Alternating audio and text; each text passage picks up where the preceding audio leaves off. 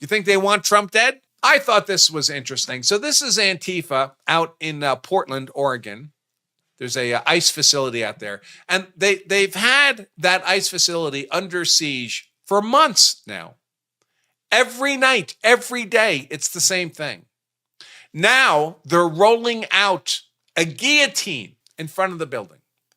They're firing fireworks at it. They make loud noises to disrupt the ability of the personnel inside to sleep. And there are federal law enforcement personnel in the building to secure the building from these traitorous, Marxist enemies of our nation. But I see this and I was like, man, they've been doing this for months.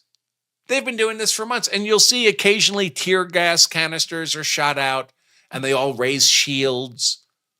And it's very obvious to me that they're applying, the Antifa creeps are applying and developing tactics for dealing with the besiegement of ICE facilities and ICE response to that besiegement. They're not just standing idly around. They're trying different things. They're testing different things. What's the best way to stop these tear gas canisters? And when I see this image, what this looks like to me is training. Another phrase to describe these activities is training. This is a training environment for them. They're not at risk of serious harm. They get to show up every night. They're being, by the way, when they run out of money, you know what they do? They go to a Portland social services office, say, I'm broke and homeless. And they're given $200 EBT cards, cash money, from the taxpayers of Portland. That's how they're supported.